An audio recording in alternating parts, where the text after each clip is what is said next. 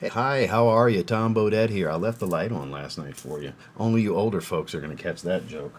Some of you are like, that's dumb. Why'd he do that? What's going on, guys? Welcome back to the channel. We've got two more that came in. I bought a lot of fragrances recently. I got another, roll of fragrances I bought from Fragrance Buy coming in today. Another haul coming in Monday. Another one coming in over the weekend. We've got two 2025 designers. You know me, I like to grab my new release designers. We've got Scandal Intense and Mugler Stellar. Amen Stellar. High hopes. He's got high hopes because Phantasm was fantastic, the last release, and Scandal Absolute was fantastic, the last release. So the follow-ups, big shoes to fill. Because Phantasm was one of the best darker designers last year, and Scandal Absolute, the Maribel Plum, the Honey, oh my God, if you like sweet designers, Scandal Absolute is one of the best to come out in at least a handful of years, I think. So, Scandal Intense, big shoes to fill. It needs to at least be as good as the Le Parfum. The Le Parfum is pretty good, right? The weak link is the original of the first three, in my opinion. So, we'll see what's up. If you want to check them out, there's links down in the description. I don't know if they're still in stock or not. I bought them from Fragrance Buy. You can too if you want to, or you don't have to. I just appreciate you tuning in. So, let's bust them open. Stay tuned.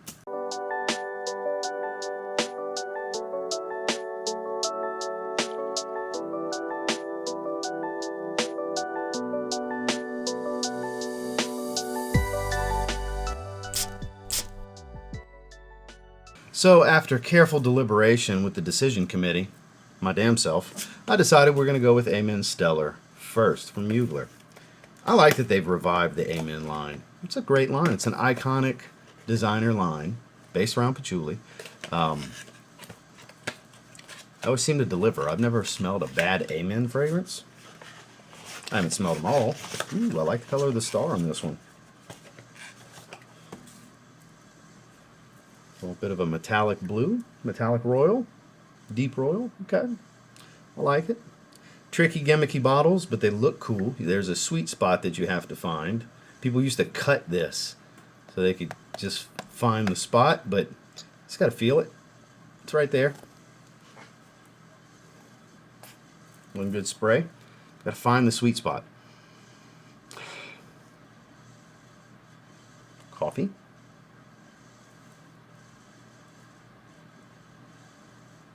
What is that note? It's coffee, but chocolate, patchouli, typical Amen DNA.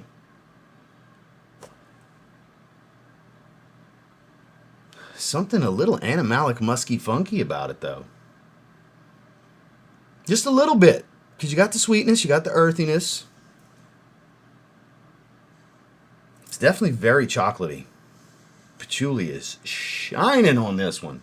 Those of you that didn't know, the base DNA, chocolatey patchouli. Most of the flankers dry down to the original. They start off, with the twist, and then they almost always dry down to the original, depending on the flanker. Like Amen Ultra Zest obviously doesn't dry down the same. Crypto Mint doesn't dry down exactly the same, but like pure coffee, pure malt, pure leather, like they always dry down the same. Even Phantasm dries down pretty close to the original. What is that? There's something aromatic fresh about this that I can't pinpoint the note. It smells really good. It doesn't smell too heavy.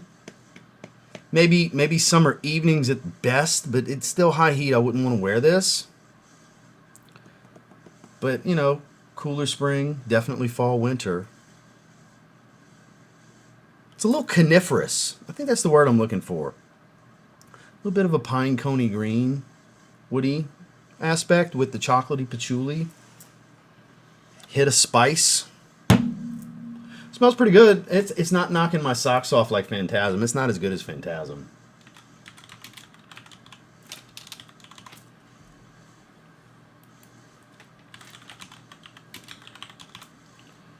All right, here we go. Amen Stellar, 7 out of 10, 20 ratings on Parfumo. Sweet, woody, gourmand, creamy, powdery. It is a little powdery.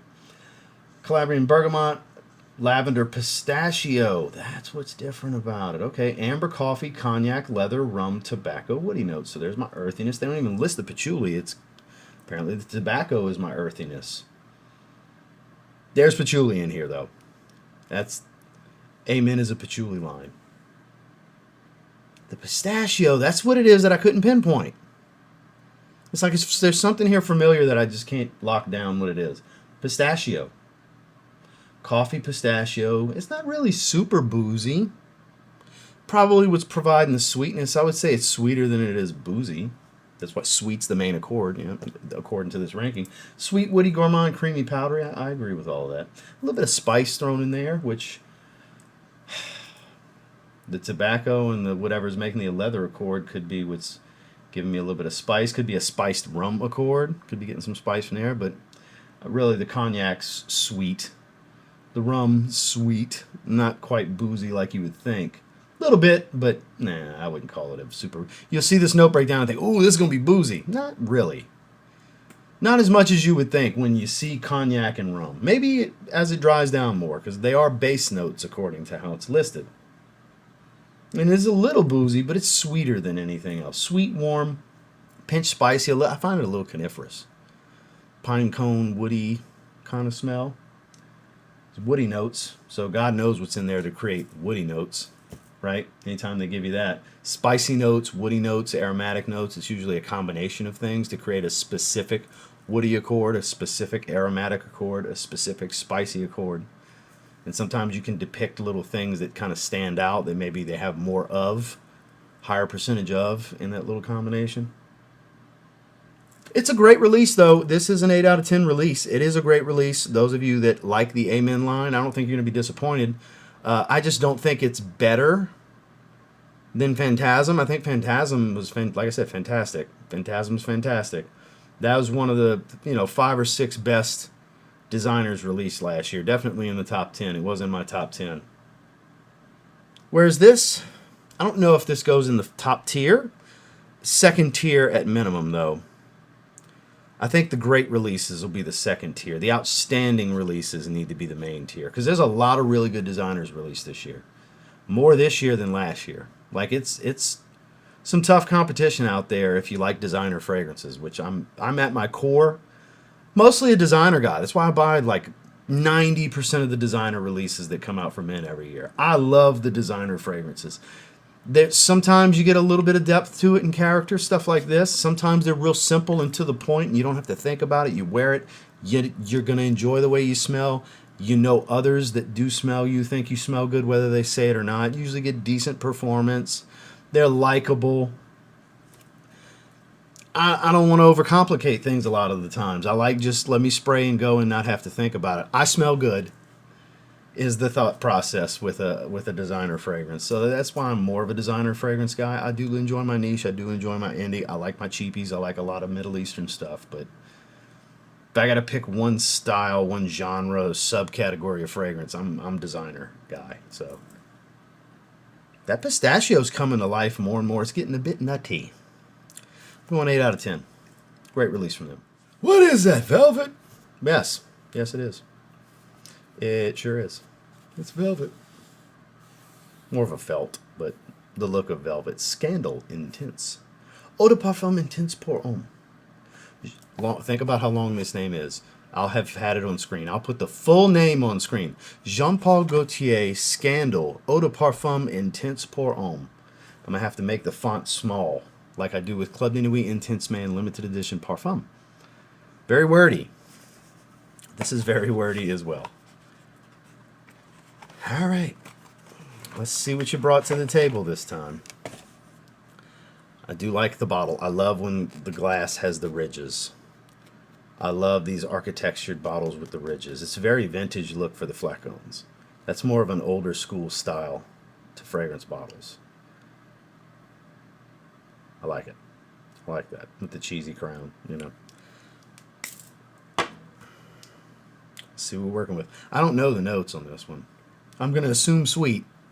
Safe assumption there that it's going to be sweet. Because it's a sweet fragrance line. It's a Jean-Paul Gaultier designer fragrance. They're sweet, right? But what's the supporting players here is the question. I haven't smelled through my nose yet. Want to let some of this alcohol kind of dissipate a little bit. Fruity. Fruity. Not necessarily the Maribel plum of the Absolute flanker. It's not the same kind of fruity, but it is fruitier. This is very fruity. Really fruit dominant. I wasn't expecting that. Like almost a bit tropical, the way it's fruity. I didn't see that coming. Because I don't know if I've ever looked at the notes on this one. I don't recall.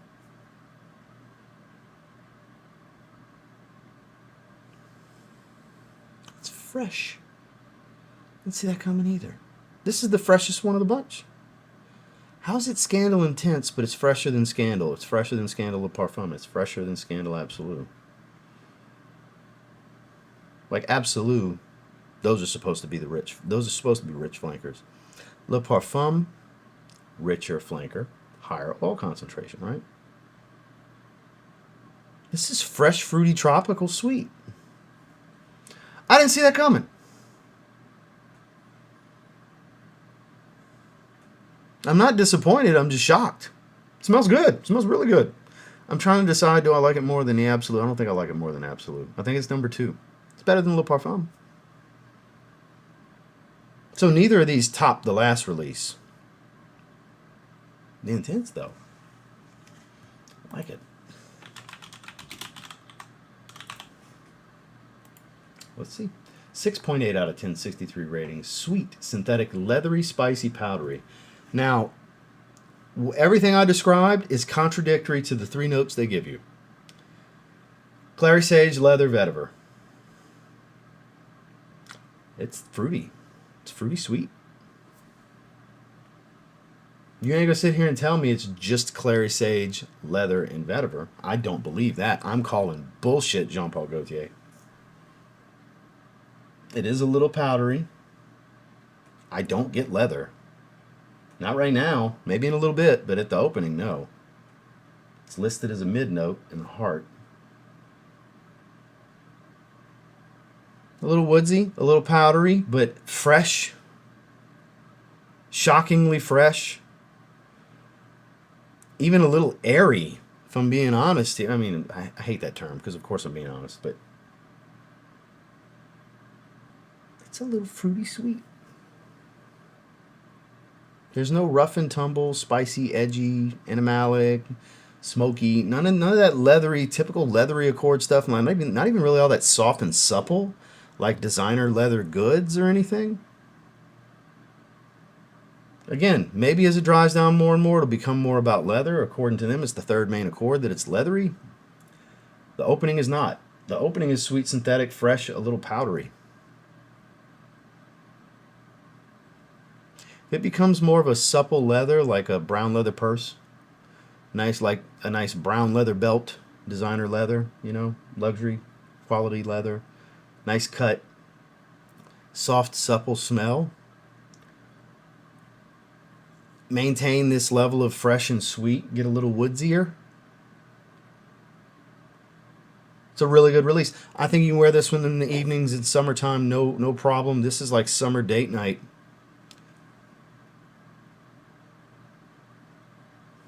It's getting a little more powdery. It's another 8 out of 10. It's another great release. It is for designer fragrance. It's a great designer fragrance at 8 out of 10. It's not outstanding. It's not better than the previous release. Previous release rates higher for me. But it is better, I think, than the Le Parfum. Not by much. I think the freshness, too, it's what's doing it for me. Because they didn't really have anything fresh in this line. This is all very sweet fragrances, sweet and synthetic. It's still synthetic, but not as synthetic as the original. The original is the most unnatural smelling of the bunch. I think most people would agree that while the original is nice, I'm not crapping on the original. It's just compared to the rest of the line, it falls a little short. It's not as good as the rest. All the flankers are better. For a lot of people, the Le Parfum is still their favorite. Maybe that is the Maribel plum. It doesn't smell like plum, though.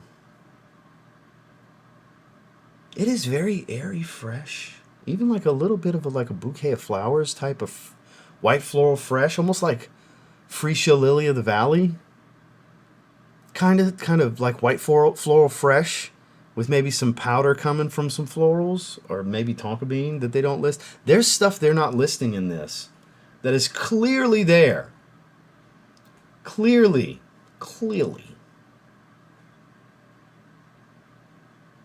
actually like 8.25. I do really like this. I'm going to go 8.25. I'm going to give it an extra quarter point because I prefer it to this. I do prefer it to A Men Stellar, which is really good. The pistachio is coming out more and more. Oh yeah, it's coniferous. I'm sticking with pine cones and pistachio. It's getting better as it develops and dries, for sure. That, I think after wearing it, the rating's probably going to go up because it's getting better every time I go back to it as it dries and develops. But yeah, Scandal Intense, surprisingly fresh and fruity, and they don't list anything that would tell you that. I think it's a great release. It's a great follow-up to Absolute, but it's not better. It's not better. That's the better fragrance. If you like this line, you're going to want to try this. If you like any one of the 3 previous releases, I think you should try this. Because it might end up being your favorite one if you were looking for something a little fresher. Shockingly fresh. The name wouldn't indicate fresh. The notes don't indicate fresh. It's actually pretty fresh. Jean-Paul Gaultier, Scandal, Eau de Parfum Intense Pour Homme. Unnecessarily long, wordy name. 8.25 out of 10. So there we have it. 2 2025 releases. Both really good releases from the brand. Not better than their previous flankers, though. Phantasm's better. It's getting more and more interesting, though. This is more interesting than this. This is just, I think, more wearable in more situations because of its freshness and its appeal. Whereas this is a deeper, more character-driven profile. This is more interesting. But it's a little more cooler weather forward. It's not really for right now. Where I think I can pull this off right now. I think I can wear this in the summer. I may give it a go this weekend. But yeah, solid releases. Try before you buy at a department store if you can. Then buy them online. Buy them online. Or if you're familiar with the lines and you love the lines and you feel comfortable buying them, let your boy get an affiliate commission. Or don't. You know, like I said, you never have to buy anything to watch my videos. They're there for convenience if you do want to do a little shopping. I just appreciate you spending some time with me, but happy with my purchases. Very rare do I pick up designer fragrance releases each year and I'm just like, what a shit waste of money. Because I love trying them. I love talking about them. I love being able to experience them, get experience on them, and talk about them in the future when they fit certain topics. And especially since I like to do my end of the year wrap up, especially since we have multiple tiers because there's so many good, at least good designer releases that come out. Then you have the ones that were not good. You have the ones that were really good, and then you have the top tier. So like there's multiple stages for designer at this point with my end of the year stuff that I do. So if nothing else, I get them for that so I can experience them through the year and kind of rank what to check out, because by that point everything's at discounters and more affordable for those that like to wait for them to get more affordable. And these are up there. I think these are both in that second tier with potential to climb into the top 10. These two have potential to climb into the top 10 for sure. Versace Mano Fresh Extreme, I think, is going to stay in that second tier. It's another new one we talked about this week.